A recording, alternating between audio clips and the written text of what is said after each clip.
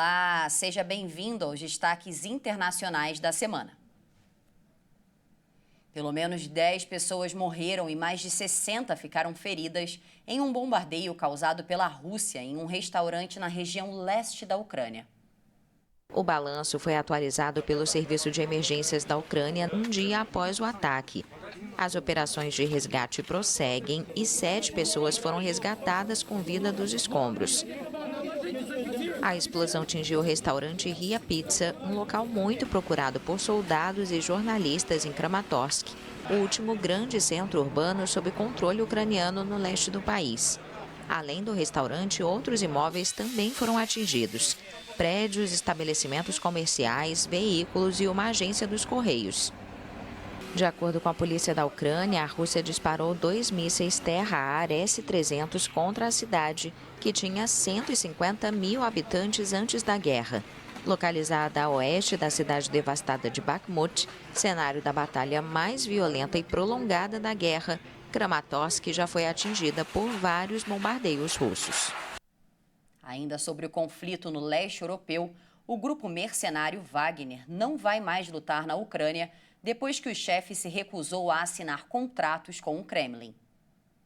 Mercenários do grupo Wagner participaram de muitos conflitos no país, incluindo a tomada da cidade de Bakhmut, depois da batalha mais longa da guerra, uma das mais sangrentas. O Kremlin se recusou a responder perguntas sobre o general Sergei Surovikin, que não é visto desde o motim do grupo Wagner. Uma reportagem do New York Times revelou que Surovikin, vice-comandante das tropas russas na Ucrânia, sabia antecipadamente da rebelião e, segundo as fontes, não fez nada para impedi-la. Em Bruxelas, líderes da União Europeia e o secretário da OTAN, Jens Stoltenberg, se reuniram hoje para discutir mais apoio à Ucrânia e falar nos efeitos do motim do grupo Wagner contra o governo russo. As primeiras imagens do submersível Titã, que implodiu na semana passada com 5 tripulantes, foram divulgadas essa semana. As peças de metal foram descarregadas do navio da Guarda Costeira do Canadá, que participou dos trabalhos de busca. Segundo os especialistas envolvidos no caso, as partes do Titã, que eram feitas de fibra de carbono, estilhaçaram durante a implosão. O inquérito principal será conduzido pela Guarda Costeira dos Estados Unidos e terá auxílio do Canadá e da França, que também participaram nas operações com navios, aviões e sondas. Os destroços só chegaram à terra firme 6 dias depois de a Guarda Costeira dos Estados Unidos ter anunciado o encontro dos restos do submarino e confirmado a morte dos tripulantes que participavam de uma expedição para visitar os destroços do Titanic, que naufragou em 1912. Ainda no Canadá, os incêndios bateram recorde histórico. A fumaça provocada pelas queimadas chegou às cidades dos Estados Unidos. O aumento das emissões de carbono liberadas na atmosfera também preocupa as autoridades. Nenhuma província foi poupada da ira das chamas, nem mesmo Quebec ou Nova Escócia, que geralmente não registram grandes incêndios. O ministro de Preparação para Emergências, Bill Blair, afirmou que 2023 é a pior temporada de incêndios florestais já registrada no Canadá. Ao todo, 490 incêndios florestais estavam ativos nesta semana, mais da metade deles considerados fora de controle. Os primeiros surgiram no oeste do país no início de maio e levaram as autoridades a declarar estado de emergência na província de Alberta, além da retirada de milhares de pessoas. Poucas semanas depois, as chuvas trouxeram algum alívio, mas os esforços de combate a incêndios foram transferidos para Nova Escócia, na costa atlântica, e para Quebec, pouco habituados com a escala e com a força dos incêndios deste ano. A província francófona permanece como o lugar mais quente do país, com 112 incêndios ativos, cuja fumaça chega aos Estados Unidos e à Europa. Em um ano típico, mais de 7 mil focos queimam mais de 2 milhões de hectares de florestas no Canadá, mas este ano as chamas destruíram mais de 7,8 milhões de hectares, uma área quase do tamanho da Áustria. Do Canadá, nós vamos para a Colômbia, onde o presidente Gustavo Petro condecorou os indígenas e militares que participaram do resgate das 4 crianças perdidas na floresta amazônica. Heróis condecorados na Colômbia. O governo do presidente Gustavo Petro concedeu medalhas da Ordem de Boyacá, a segunda distinção mais importante para os militares e a primeira para os civis, a soldados, indígenas e funcionários que participaram da operação de resgate das 4 crianças que ficaram 40 dias perdidas. Essas comunidades indígenas ensinaram tanto a essas crianças que souberam se defender por 40 dias na selva, o que é difícil para qualquer ser humano. As crianças viajavam em um avião que caiu em 1º de maio em uma área remota do departamento de Caquetá, na Amazônia colombiana. No acidente, morreram a mãe das crianças e outros 4 adultos, mas os 4 irmãos sobreviveram graças ao conhecimento ancestral que possuem da selva e da natureza.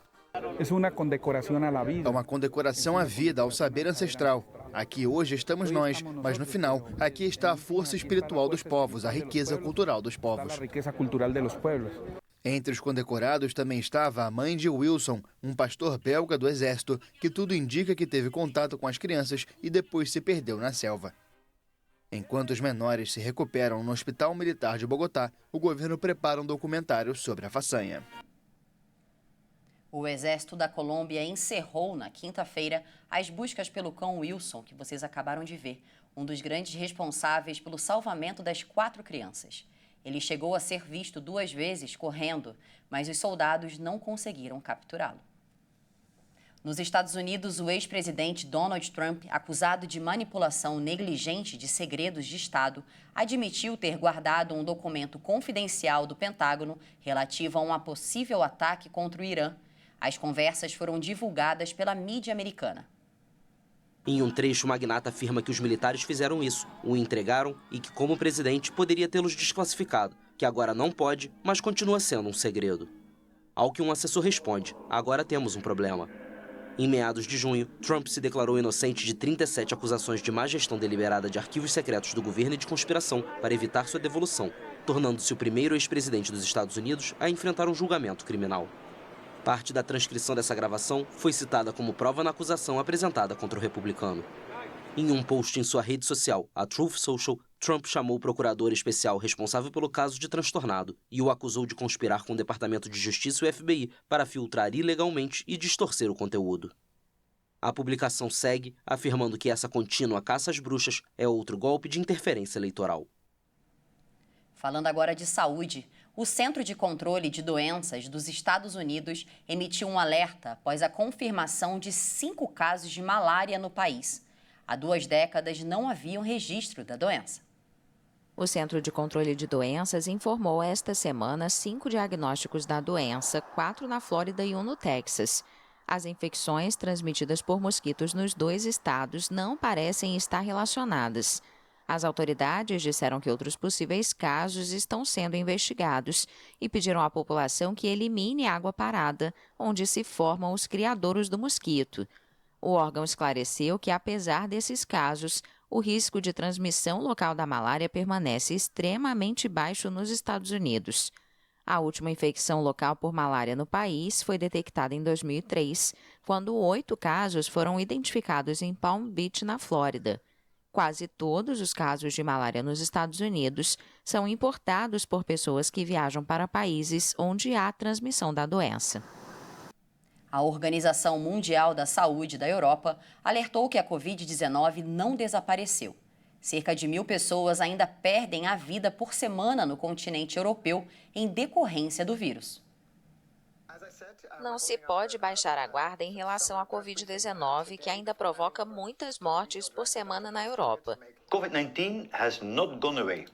A Covid-19 não desapareceu. Quase 1.000 novas mortes continuam ocorrendo na região todas as semanas, e isso é subestimado devido a uma queda nos países que relatam regularmente mortes por Covid-19 à OMS. Em 5 de maio, a OMS declarou que a pandemia de Covid-19 deixou de ser uma emergência sanitária mundial, mas está longe de ser superada. O diretor da organização pediu às autoridades que garantam a vacinação de pelo menos 70% da população vulnerável e lembrou que se trata de uma doença complexa da qual sabemos muito pouco. A estimativa é que 1 em cada 30 europeus tenha sofrido Covid de longa duração nos últimos 3 anos. A onda de calor na Península Ibérica já deixou 2 mortos na Europa. Um português de 40 anos morreu enquanto fazia uma obra em Oregon, na França, por causa do desconforto cardíaco provocado pela temperatura. E um homem de 47 anos também teve a morte confirmada na Espanha, depois de sofrer insolação. Ele vivia no sul da Espanha, onde os termômetros marcaram ontem mais de 44 graus, a temperatura mais alta para o mês de junho. O calor eleva ainda o risco de incêndios florestais. Portugal também convive com temperaturas acima de 40 graus e várias regiões estão em alerta. Falando sobre economia, a taxa de inflação anual na zona do euro caiu para 5,5% em junho. O anúncio foi feito pela Agência Europeia de Estatísticas Eurostat. Em maio, a Eurostat registrou uma inflação para a zona do euro de 6,1%. O resultado de junho foi um pouco melhor do que o projetado pelos analistas da Bloomberg, que esperavam uma inflação de 5,6%. Na análise dos componentes da inflação, a Eurostat destacou a queda no segmento de energia. O segmento de alimentos também registrou queda de 12,5% em maio para 11,7% em junho. Apesar dessa desaceleração de 0,8, o setor continua sendo o principal vetor inflacionário, pois segue em alta. Para analistas, a queda da inflação é insuficiente para o Banco Central Europeu, que deve manter os juros altos. A zona do euro é o grupo de 20 países dos 27 que compõem a União Europeia que adotam o euro como moeda comum. Quem quiser embarcar para um cruzeiro no maior navio do mundo vai ter que esperar até janeiro do ano que vem. A embarcação Icon of the Seas está quase pronta. Vamos ver. O Icon of the Seas, maior navio do mundo, está sendo construído por uma das principais companhias da Europa, que fica na Finlândia. Em seu interior, são 28 tipos diferentes de acomodações, com mais categorias para famílias, mais layouts com vistas para o mar e mais espaço para viajantes em grupo. O gigante de mais de 250 mil toneladas, com capacidade para até 7.600 passageiros e 2.350 tripulantes, já foi lançado ao mar para o primeiro teste. Voltou para o estaleiro para alguns ajustes. Em outubro, passará a fazer parte da frota da Royal Caribbean. Será o primeiro movido a gás natural liquefeito e tecnologia de célula de combustível, como parte do movimento da empresa para um futuro de energia limpa. Em janeiro do ano que vem, o navio fará sua primeira viagem de cruzeiro. Quem embarcar verá o maior parque aquático marítimo do mundo, com 6 toboáguas de tamanho recorde. Além de 7 piscinas, 9 banheiras de hidromassagem, um simulador de surf e mais de 40 restaurantes, bares e áreas de entretenimento. A passagem em um navio parecido com esse custa em média R$27 mil por pessoa. Uma competição um tanto quanto inusitada aconteceu nos Estados Unidos. Uma disputa acirrada pelo cachorro mais feio do mundo reuniu cães de várias regiões do país.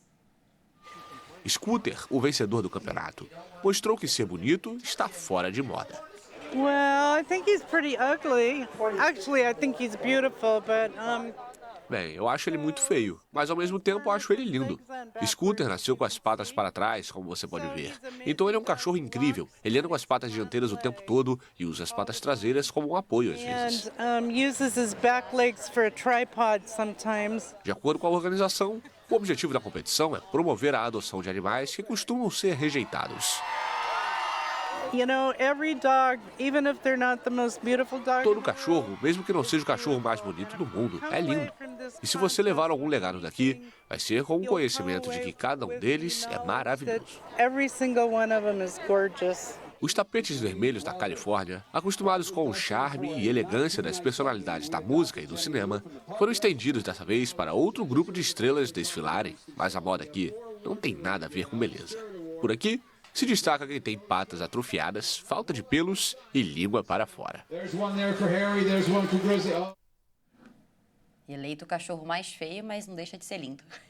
Já imaginou se hospedar em uma mansão cinematográfica de graça em um final de semana? Em Malibu, na Califórnia, a Casa dos Sonhos da Barbie da vida real está abrindo suas portas para 2 pernoites em julho. A hospedagem inédita acontece antes do lançamento do tão aguardado filme Barbie nos cinemas no próximo mês.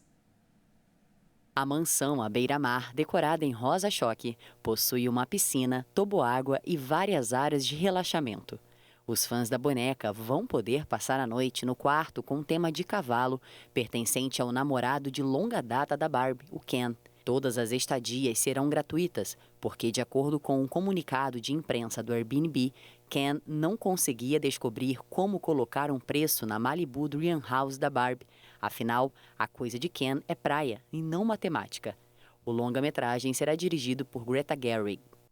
Muito bacana, eu já quero participar. Essa edição fica por aqui. Desejo que você tenha um excelente final de semana. Se quiser rever alguma das nossas reportagens, é só acessar o nosso canal Hit Notícias no YouTube. Obrigada pela companhia. Tchau, tchau.